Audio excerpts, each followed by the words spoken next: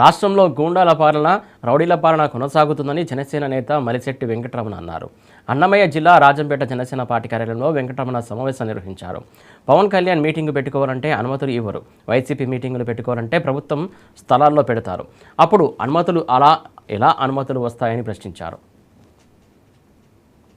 శుభోదయం. నేను మీ మలిశెట్టి వెంకటరమణను, రాజంపేట జనసేన పార్టీ ఇన్ఛార్జ్.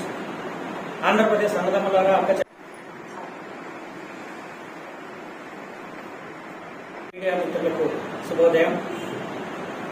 నేను మీ మలిశెట్టి వెంకటరమణను, రాజంపేట జనసేన. జగన్మోహన్ రెడ్డి గారు తెలుసుకోండి, ప్రజలు ఓట్లు వేసింది మీరు ప్రమాణం చేశారు.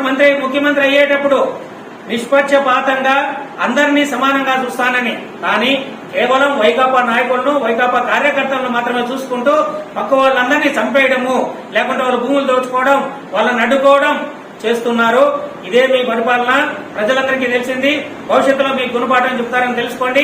మీ పరిపాలన ఏమాత్రం బాగలేదు, ఎప్పుడెప్పుడు ఓట్లు వస్తాయని ప్రజలు ఎదురు చూస్తున్నారు. తప్పకుండా మీ పద్ధతి బాగలేదని ప్రజలందరికీ తెలిసింది. దయవుంచి ఇటువంటి పనులు చేయొద్దు.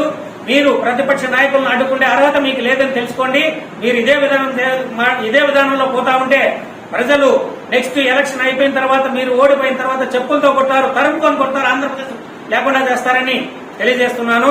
చాలా దుర్మార్గం, దౌర్జన్యం.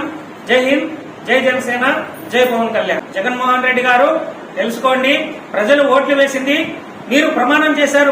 ముఖ్యమంత్రి అయ్యేటప్పుడు నిష్పక్షపాతంగా అందరినీ సమానంగా చూస్తానని, కానీ కేవలం వైకాపా నాయకులను, వైకాపా కార్యకర్తలను మాత్రమే చూసుకుంటూ పక్క వాళ్ళందరినీ చంపేయడము,